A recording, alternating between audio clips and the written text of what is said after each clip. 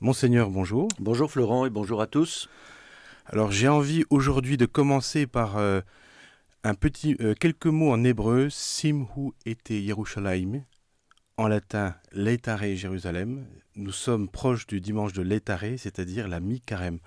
Alors déjà, bon, sans en faire un événement extraordinaire, mais c'est quand même notable que ce dimanche, parmi tous les dimanches du carême, soit appelé le dimanche de Laetare à cause de cette prière « Réjouis-toi Jérusalem ». Est-ce qu'on peut déjà en dire quelques mots ? Oui, bien sûr, c'est un dimanche qui marque une étape dans le temps du carême, comme il y en a un d'ailleurs dans le temps de l'Avent qu'on appelle Gaudete. C'est le premier mot latin de l'antienne, le chant d'ouverture de ce dimanche. Le chant d'ouverture, quand il est chanté en grégorien, Laetare. Et donc, il marque une étape parce que, comme la liturgie l'évoque aussi, tous ces jours-ci, dans les prières d'ouverture pour chaque jour, on évoque les fêtes pascales qui approchent. Voilà, les fêtes pascales qui approchent. Et donc, alors en plus, c'est la mi-carême cette semaine. Et donc, nous voyons bien que nous avons déjà parcouru un certain itinéraire de conversion personnelle, communautaire, pour aller à la rencontre du Seigneur et nous préparer à fêter la résurrection. Et là, nous franchissons le cap de la moitié du carême. Pour certains, c'est éprouvant, 40 jours.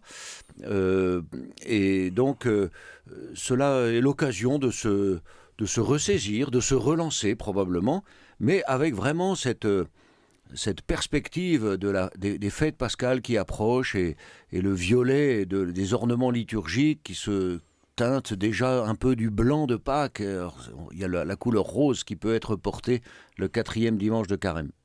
Oui, parce qu'on a besoin de repères. C'est vrai que le carême, pour paraphraser quelqu'un, c'est un peu long, surtout vers la fin. Comment est-ce qu'on peut tenir justement ce temps d'épreuve ? Oui, c'est un temps d'épreuve. C'est un temps d'épreuve. C'est un peu comme une course de fond. Saint Paul prend l'image du coureur de fond. Il faut tenir l'épreuve jusqu'au bout. Alors c'est une question de persévérance, c'est une question de volonté, c'est une question aussi de moyens que l'on se donne pour vivre le temps du carême.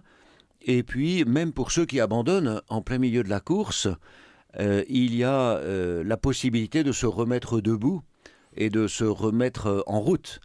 Donc, bien sûr, pour les uns, c'est un parcours qui peut être... mais tout dépend aussi de ce qu'on s'est un peu fixé comme objectif au départ. Si on a mis la barre trop haut, forcément, on n'arrive pas à sauter par-dessus. Ça, c'est comme les champions en saut à la perche. Donc, tout dépend de d'où on est parti, où on en est. C'est bon de faire le point. Peut-être avec un accompagnateur spirituel si on en a un, peut-être avec d'autres personnes ou dans une petite équipe de carême, de faire le point pour voir si nous avons progressé ou qu'est-ce qui serait bon peut-être de remettre un petit peu en valeur ou en vigueur pour les 3 dernières semaines finalement. Alors si on a raté le train, je sais pas, on était dans une grotte, on s'est pas aperçu que le carême avait commencé, ça sert à rien de s'y mettre ou on peut quand même débuter une sorte de demi-carême ? Mais il n'est jamais trop tard. Le carême n'est qu'un entraînement à la vie chrétienne, à la vie spirituelle. Et c'est l'entraînement qui peut se pratiquer après tout au long de la vie, tout au long de l'année. Donc on arrive là à la mi-carême. Celui qui n'aurait pas encore pris conscience que nous sommes dans le temps du carême ou qui n'aurait pas réussi peut-être par des difficultés personnelles dans sa vie, dans sa vie professionnelle, sa vie sociale, dans sa santé, eh bien il est toujours temps d'essayer de trouver 1 ou 2 points d'attention pour finalement se détourner de soi-même et se tourner davantage vers Dieu qui nous appelle à le suivre en se tournant davantage vers les autres et en leur partageant notre capacité d'amour.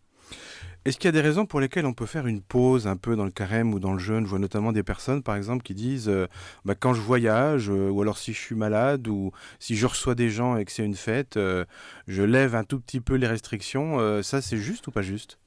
Nous ne sommes pas tenus par une observance stricte de prescriptions juridiques uniquement alimentaires ou horaires, etc.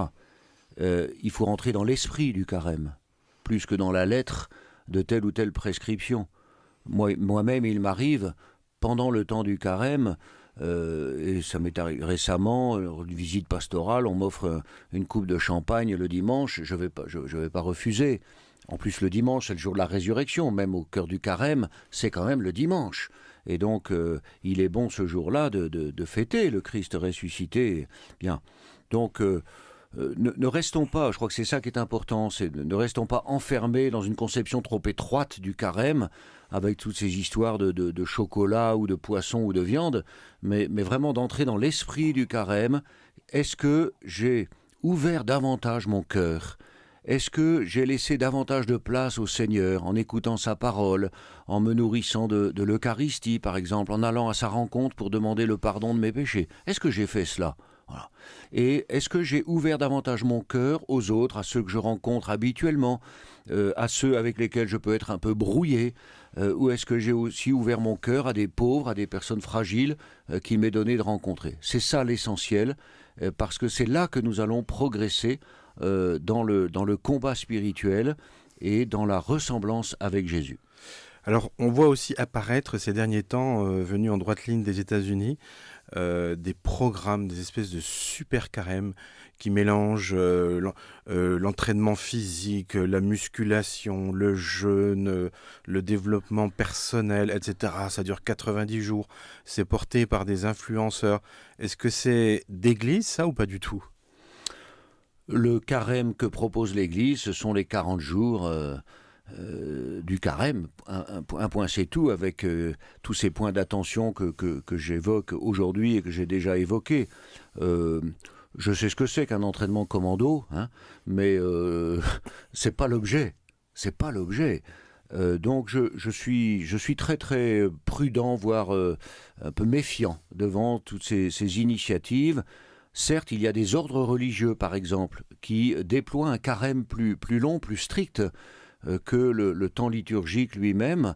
C'est vrai chez les cisterciens, il y a une observance plus stricte, c'est vrai chez les chartreux, mais ne faisons pas de la vie chrétienne un parcours du combattant. Ce n'est pas à coup de volonté et à coup de muscles et à coup d'exploits que nous allons être de meilleurs chrétiens. C'est simplement en ouvrant notre cœur et en vivant davantage de la charité. Voilà, c'est là que nous sommes attendus. C'est pas dans des choses extraordinaires. Parce qu'on a parfois une difficulté à placer au bon endroit le curseur entre l'effort et la grâce. Est-ce que des fois, il n'y a pas une façon de faire des efforts qui voudrait dire de façon un peu magique que Dieu nous doit quelque chose ? Parce que quand même, on a bossé, quoi. Oui, alors c'est tout un équilibre subtil auquel il faut veiller. Et c'est un débat théologique d'ailleurs qui est apparu dès les premiers siècles de la vie de l'Église.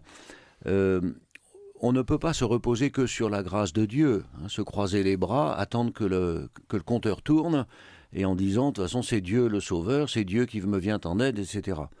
Et on ne peut pas non plus être tellement dans l'activité, dans l'activisme, dans le volontarisme, qu'on ne se reposerait plus assez ou plus du tout sur la grâce de Dieu. Donc c'est un équilibre subtil qu'il nous faut ménager, sur lequel il faut veiller. Bien sûr, il y a un engagement de notre intelligence, de notre liberté, de notre volonté, dans toute l'action chrétienne, dans notre engagement chrétien, dans notre désir de conversion, dans les moyens qu'on se donne. Mais en même temps, il y a cet acte de foi fondamental qui est de recevoir de Dieu ce dont nous avons besoin pour changer notre cœur, pour le suivre, pour répondre à son appel. Donc, de temps en temps, j'aime bien dire une formule, il faut un petit peu aider. Il faut aider le Saint-Esprit. On ne peut pas simplement rêver que le Saint-Esprit va, comme ça, d'un coup de baguette magique, tout résoudre dans notre vie et nous faire avancer. Non, il faut l'aider aussi par notre engagement concret. Voilà. Alors, on est à la moitié du chemin, on le voit bien, Pâques commence à apparaître au lointain. J'ai envie de vous poser une question, voilà, pour le coup, basique. Finalement, qu'est-ce qu'on fête à Pâques et pourquoi est-ce qu'on le fête ? Alors, à Pâques, nous fêtons la résurrection de Jésus, c'est-à-dire la découverte du tombeau vide par les apôtres. Au 3e jour, après la mort de Jésus sur la croix, eh bien, les apôtres, les saintes femmes de Jérusalem, déjà, vont au tombeau pour achever les rites funéraires. Et le tombeau est vide, le corps n'est plus là. Voilà.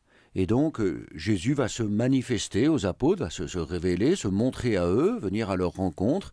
Et donc, les chrétiens fêtent la résurrection de Jésus, sa victoire sur la mort, comme Jésus l'avait annoncé d'ailleurs, en parlant du Fils de l'homme qui devrait être traîné dans la passion, mourir, être rejeté par les siens, mourir et ressusciter le troisième jour. Alors, les apôtres ne comprenaient pas, mais là ils comprennent. Ils entrent dans la foi, saint Thomas avec un peu plus de difficulté que les autres, mais nous fêtons cela, c'est le cœur de la foi chrétienne. Si, saint Paul nous le dit, si Jésus n'est pas ressuscité, notre foi est vaine, c'est-à-dire qu'elle est vide, elle est nulle, ça ne sert à rien à ce moment-là. Donc, fêter Pâques, fêter la résurrection, c'est affirmer notre foi en la victoire de Dieu sur toutes les puissances du mal, y compris la mort. Et donc, dire aussi que nous espérons, et c'est ce que nous recevons par le baptême, nous espérons ressusciter, nous aussi, avec le Christ, au dernier jour. Oui, parce que c'est bien pour lui, mais c'est aussi bien pour nous. Ah bien sûr, c'est la perspective, c'est ce qui donne du sens à notre vie, c'est ce qui nourrit notre espérance. Pour moi, je le disais encore hier à Épernay en rencontrant des jeunes confirmants, c'est la perspective de la vie éternelle. La vie ne s'arrête pas avec l'inhumation du cercueil, du corps dans le cimetière. Mais nous sommes appelés à la vie éternelle. Notre âme, notre relation à Dieu est immortelle. Et donc, c'est à nous de préparer, de vivre notre vie terrestre comme un pèlerinage qui nous conduit vraiment à la plénitude de la rencontre joyeuse et glorieuse avec le Seigneur ressuscité. Qu'est-ce qu'on peut dire pour finir à quelqu'un, bon moi qui ça ne ferait pas tellement envie tout ça, pour lui donner envie quand même dans la dernière ligne droite, aller de faire un petit effort pour fêter dignement, plus dignement Pâques peut-être? Eh bien, j'aurais envie de dire, mais essaye donc. Prends du temps sur ta journée pour aller à la rencontre des migrants dans un centre d'accueil, pour aller au secours catholique rencontrer les pauvres qui sont accueillis et aidés. Prends du temps pour aller visiter ton voisin ou ta voisine qui est en difficulté, qui a peut-être une santé fragile. Voilà, prends du temps pour les autres, essaye de prendre aussi du temps en silence. Peut-être en essayant de t'ouvrir à Dieu, de dire Seigneur, je ne sais pas prier, je ne sais pas faire, mais voilà, je prends 5 minutes en silence, je ferme les yeux, j'ouvre mon cœur et viens me visiter, je voudrais essayer.